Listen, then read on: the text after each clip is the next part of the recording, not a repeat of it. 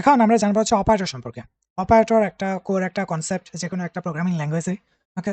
এই অপারেটর ছাড়া আপনার যে আমাদের ডিসিশন মেকিংস, আমাদের কোনটা হলে কোনটা করব। লাইক আপনি চাচ্ছেন লগইন করতে, লগইন না হয়ে গেল রেজিস্ট্রেশন। আপনি চাচ্ছেন লাইক আপনি ভুল ইনফরমেশন দিয়েছেন, তাও আপনার অ্যাডমিন প্যানেল অ্যাক্সেস হয়ে গেল। সো এই যে জিনিসগুলো, এগুলো যদি আপনার লাইক অপারেটরস গুলো না থাকতো, তাহলে এরকম একটা বিশৃঙ্খলার সৃষ্টি হতো। ওকে? তো এইজন্য আমাদের অপারেটরস গুলো দরকার খুবই।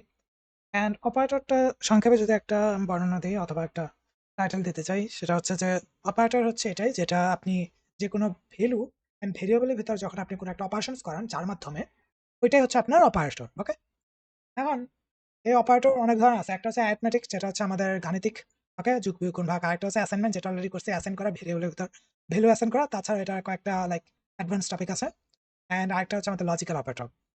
আসলে সবগুলোই একটা প্রপার প্রোগ্রাম যেগুলো, ওগুলোতে সবগুলো অপারেটর একসাথে আমাদের কাজ করে। কিন্তু যখন আমরা লার্ন করতেছি, আমরা সেপারেট ওয়েতে লার্ন করবো। ওকে? একেকটা সেপারেটলি দেখবো। দেন আমরা হইতে পারে কয়েকটা সেশনে সবগুলো একসাথে একত্র করে আমরা দেখলাম কিভাবে কাজ করে। কেমন? তাছাড়া আমাদের স্ট্রিংস অপারেশনও হয়ে থাকে। যেটা অলরেডি আমরা দেখছি মেবি। যেটা হচ্ছে কনক্যাট করা। ওকে? তাছাড়া কনক্যাট ছাড়াও আমরা আরেকটা ওয়েতে যোগ করতে পারি, যেটা হচ্ছে প্লাসের ইউজ করে। তো এই হচ্ছে আমাদের অপারেটর। খুবই সিম্পল, ভয় পাওয়ার কোনো কিছু নাই।